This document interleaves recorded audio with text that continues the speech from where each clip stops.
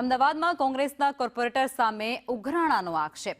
Congress corporator Kamini Jha સામે ઉઘરાણું કરતા હોવાના આરોપ લાગ્યા છે, જેમાં ભાગવત કથાના આયોજન માટે ઉઘરાણું કર્યા હોવાનો આક્ષેપ છે.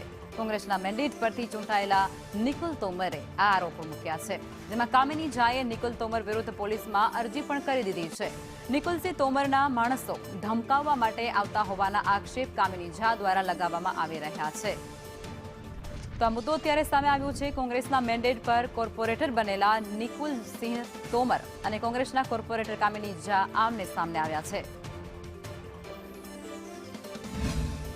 ભાગવત કથાવાળા મારી પાસે આવ્યા. મેં કીધું કે ભાઈ એમની જોડે કરાવવું તો કરાવી લો, મારે નહીં કરવી ને મારે આવવું છે.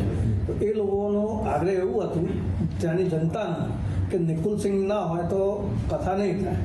તો એમના છોકરાએ ત્યાં લોકોને ધમકી આપી કે જોઉં છું કેવી રીતે ભાગવત નહીં થાય. એક કૃષ્ણા મોડિયા કરીને છોકરો છે, એને જાનથી મારવાની ધમકી આપી. એ છોકરો મારી પાસે આવ્યો.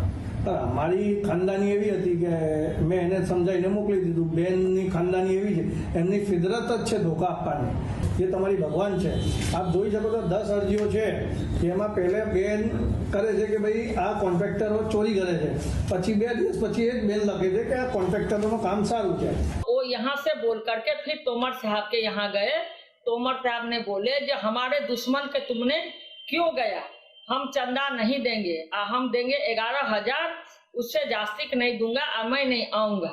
फिर आज हमारा बेटा ने सुबह में डेकोरेशन वाला के बुला करके ले गया वहां पर बोलने.